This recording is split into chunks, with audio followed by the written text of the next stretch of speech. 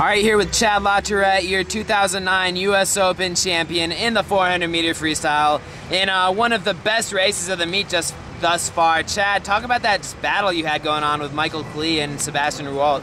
I knew it was going to be going into a good battle. We were all together in 3 consecutive lanes. Sebastian on my left side, Michael on my right side. I knew Michael was going to take it out pretty hard. So I looked to stay on him in the first 200, and I knew Sebi was going to swim well in the second half. I raced Sebastian in that at the WUGS World University Games just a couple weeks back, so I knew they were both capable of swimming pretty fast, and I just wanted to make sure that going into the last 300 or so, I was definitely even or in front, which would set me up for a good finish. And Sebastian hung really tough with me, and luckily I was just able to out-touch him. I got starting to get real nervous on that last 15 meters. I wasn't really closing that well, and then put my head down, and luckily I came out in front. So, speaking of World University Games going on just a couple weeks before World Champs, talk about kind of the experience there, going and racing in a big-time international setting, traveling to Europe and whatnot.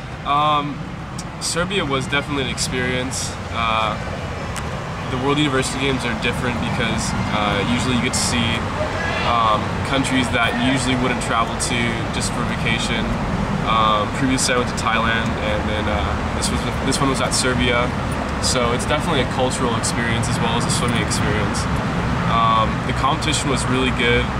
I was surprised who showed up for the distance races. And I definitely have my hands full with Stanchek, who is from Poland, Frederico Kolbertadl, who also went to Worlds right after that. It was interesting to see which European countries were using the meet as kind of a springboard for the Worlds meet, and luckily I got some really good racing in, so I was happy with it. Definitely. You've been described by some as an open water specialist. You're no slouch in the pool either. How does that open water training perhaps help you with the longer distance events, and vice versa? How does training in the pool help you with an open water swim? Traditionally I've been raised as a really big distance trainer, really a lot of meters and yards each workout. So I guess open water is kind of a natural, I had kind of a natural feel for open water with all the training I've done in the past, and it translated really well. The Olympic year where I got to go to Spain for Worlds, which was a huge meet. It was the qualifier in the 10K for the, that's how FINA selected it, with FINA used the 10K as the selection for the games. I swam in the 5K, which was also a really packed event.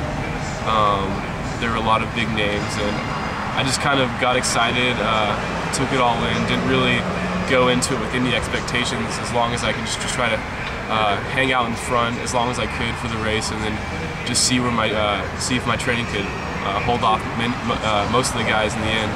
And luckily I came out pretty well. I got 4th. I was really happy with that because this is my first major international open water race. So. Is it difficult to compete in an international kind of high caliber open water race like that, and then get back to the pool to a meet like trials and stuff, just in terms of switching from swimming a 5K, 10K to just, 400 meters, 1500 meters, things like that? Yeah, I think it is. For me, it's completely different gears. Open water is something where you set a pace and stick with it from anywhere from like an hour to 2 hours. And swimming, for me, is such a, I have a higher rate, so it's pretty much just a sprint any distance I go. So open water is definitely kind of a more relaxed feel in the water. Obviously at the end you're definitely jockeying for position with a lot of the big European guys. Some of those guys are absolute monsters. I know the guy who won the gold medal, Van der Weegen or whatever, was like 6'8". But those guys, they can play real dirty, and you just kind of have to take it in stride, and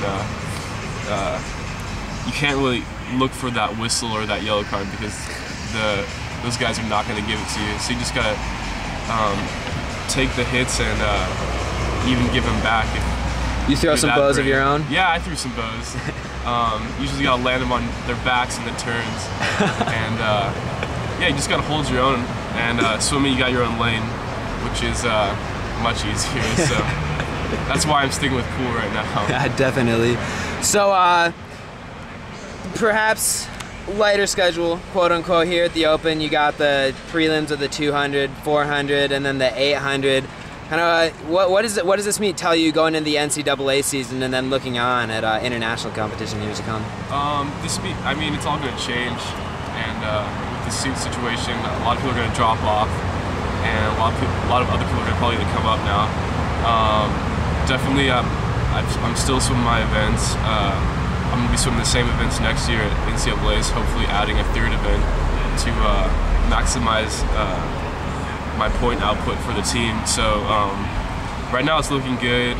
I'm just taking this meet as kind of a training meet, but I really want to throw down some fast times, staying in shape. I got to be in the best shape possible when I get back to school and back to our training camp.